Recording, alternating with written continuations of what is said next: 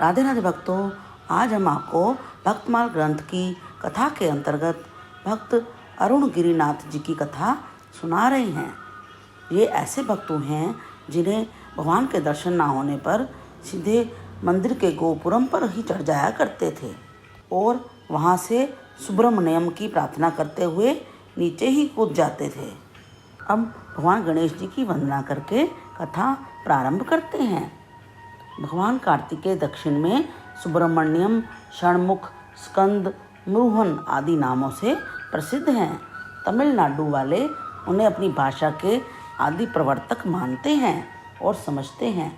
तमिल भाषा के स्तोत्रों से भजन करने पर वे अतीव तृप्त हो जाते हैं।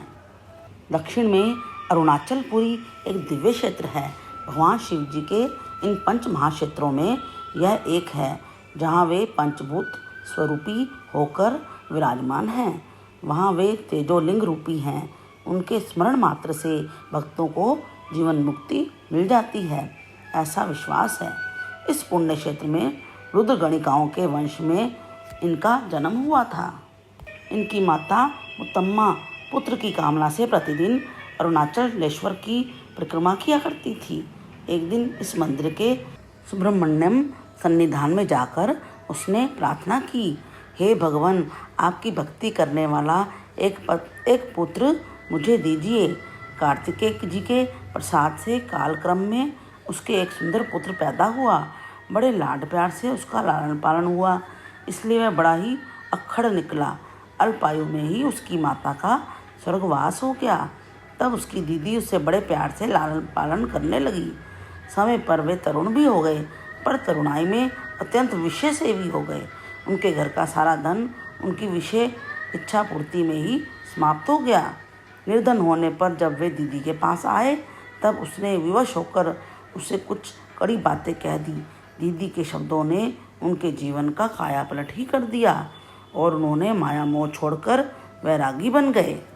वैरागी बनकर वे सीधे भगवान कार्तिकेय जी के सन्निधान में पहुँचे और अपने पिछले जीवन को याद करके पश्चाताप के आंसू बहाने लगे। पश्चाताप ही सच्चा प्रायश्चित होता है। फिर भगवान का आश्रय साथ हो तो कहना ही क्या। करुणा निदान भगवान स्कंददेव ने कृपा की। भगवान की कृपा से वे समाधिस्थ हो गए। मनोयोग से सुब्रमण्यम के तीव्र ध्यान में लग गए। फलस्वरूप उन्हें ध्यान में स्कंद भगवान के दर्शन होने लगे। अब तो वे भक्ति प्रवण होकर अपने पश्चातापपूर्ण विचारों को आशु कविताबद्ध करके उनकी प्रार्थना के गीत गाने लगे। वे भगवान स्कंद के गुण गाते हुए भिन्न भिन्न क्षेत्रों में गए। उन क्षेत्रों में विभिन्न स्वरूपों में विराजमान स्कंद देव के दर्शन करते रहे। तिरुचेंदूर श्री जानती स्थल में उन्हें भगवान के नूपुरों की ध्वनि सुनाई दी और तिरुम्पर कुंड्रम में उनके वाहन मयूर के भी दर्शन हुए। तब इनकी इच्छा उनके स्वरूप के दर्शन की हुई। तिरुवन्नामलई में आकर अनेक प्रकार से प्रार्थना करने लगे।